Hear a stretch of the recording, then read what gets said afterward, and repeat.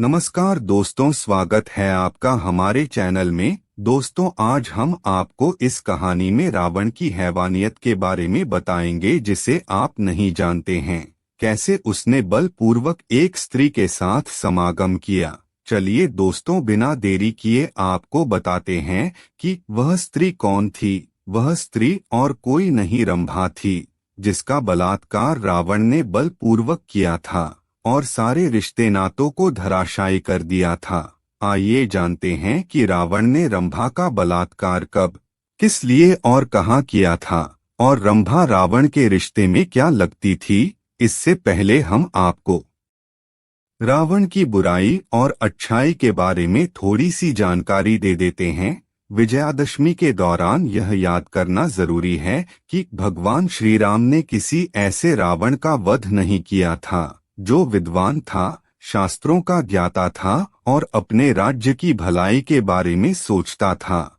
राम ने ऐसे रावण का वध किया था जो स्त्रियों का सम्मान नहीं करता था, उनके साथ दुर्व्यवहार करता था और बलपूर्वक अपनी बात मनवाता था। रावण रचित शिव तांडव हम आज भी गाते हैं, जिसका अर्थ यह हुआ कि बुरे से बुरे व्यक्ति ने भी अगर कोई अच्छा काम कर दिया तो उस अच्छे को याद रखा जाता है, लेकिन उसे अपने कर्मों का फल अवश्य मिलता है। रावण के संगीत ज्ञान की प्रशंसा चल सकती है, लेकिन रावण का इतिहास उस प्रकार का नहीं रहा। रावण की शिव भक्ति कई ऋषियों मुनियों के भी तपस्या से परे थी, लेकिन इसका अर्थ ये नहीं कि रावण ने सीता माता के साथ बलपूर्वक व्यवहार नहीं किया। रावण ने क्या अपहरण करते समय सीता पर अपने बल का प्रयोग नहीं किया था। लंकापति का इतिहास वाल्मीकि रामायण के ही एक अंश से पता चलता है, जो महर्षि वाल्मीकि द्वारा रचित है और जिसे रामकथा का मूल माना जाता है। रंभा का नाम आपने सुना होगा। वह स्वर्ग की अप्सरा थी जो तमाम नृत्यों और कई कलाओं में पारंगत थीं। आगे बढ़ने से पहले एक और बात बताना जरूरी है कि रावण और कुबेर सौतेले भाई थे। कुबेर के पुत्र का नाम नलकुबेर था। रंभा नलकुबेर की प्रेमिका थी और इस रिश्ते से वह रावण की बहू लगती थी। एक दिन जब वह अपने प्रेमी से मिलने जा रही थी, तभी रावण उसकी सुंदरता पर मोहित हो गया और उसने रंभा से आपत्तिजनक बातें पूछी। रावण ने रंभा से पूछा कि वह इतना सज-धज कर किसको तृप्त करने जा रही है।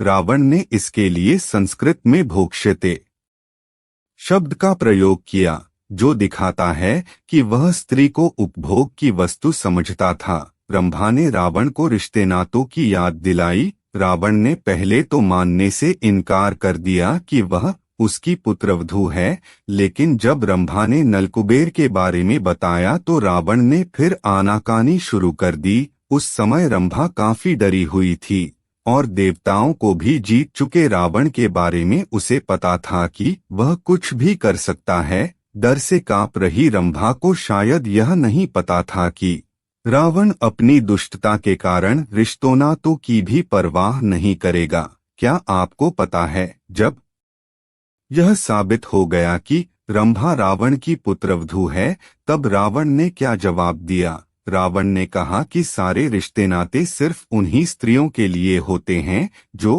किसी एक पुरुष की पत्नी हो। उसने रंभा से कहा कि स्वर्गलोक में तो ऐसा कोई नियम कानून या रिश्ते नाते नहीं होते। उसके बाद रावण ने रंभा के जांघों और वक्षस्थल को लेकर आपत्तिजनक टिप्पणी की। साथ ही उसने घमंड से चूर होकर अपनी वीरता का बखान किया और यहाँ तक कहा कि अश्विनी कुमार सहित दुनिया का कोई भी पुरुष उससे बेहतर नहीं है।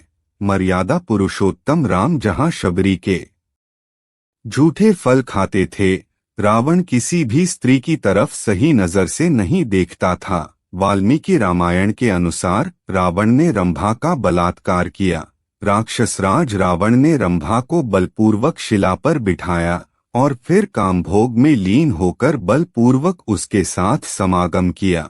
रंभा के पुष्पहार टूट गए, उसके द्वारा धारण किए गए आभूषण बिखर गए और व्याकुलता से वह पीड़ित हो उठी। रावण रंभा का बलात्कार करने के बाद उसे वहीं छोड़ दिया और निकल गया।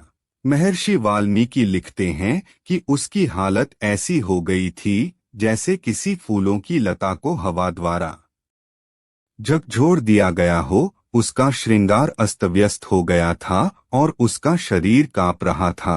बिलखती हुई रंभा अपने प्रेमी नलकुबेर के पैरों पर जा गिरी। रंभा ने नलकुबेर को बताया कि रावण स्वर्ग जीतने के लिए भारी संख्या में सैन्यबल लेकर आ रहा था और इसी दौरान उसने उसका बलात्कार किया।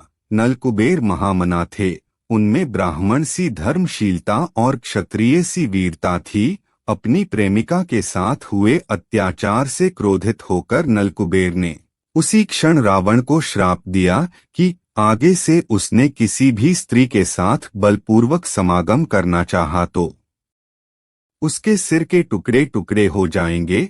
अर्थात रावण तब तक किसी स्त्री के साथ समागम नहीं कर सकता था जब तक वह स्त्री ऐसा न चाहती हो। अब आपको जवाब मिल गया होगा कि रावण ने सीता माता से इतनी मिन्नतें क्यों की। उसने क्यों सीता माता के साथ लंका में जबरन कुछ गलत करने की कोशिश नहीं की। सीताहरण के समय भी रावण ने अपने ही मुंह से कहा था कि किस तरह से उसने इधर उधर से काफी सारी स्त्रियों का अपहरण कर उन्हें लंका में लाकर रखा था, लेकिन उन स्त्रियों की मर्जी के बिना रावण उनसे गलत नहीं कर सका, क्योंकि यही श्राप का डर था कि उसने अपहरण कर लाया स्त्रियों और सीता माता को हाथ तक नहीं लगाया। दोस्तों, आपको यह है जानकारी कैसी लगी? अगर अच्छी लगी हो तो प्लीज चैनल को लाइक और सब्सक्राइब जरूर करिएगा। हम आपके लिए इसी प्रकार की नई नई जानकारियां लाते रहेंगे। तो दोस्तों, मिलते हैं इसी प्रकार के नए वीडियो में। तब तक के लिए जय हिंद, वंदे मातरम।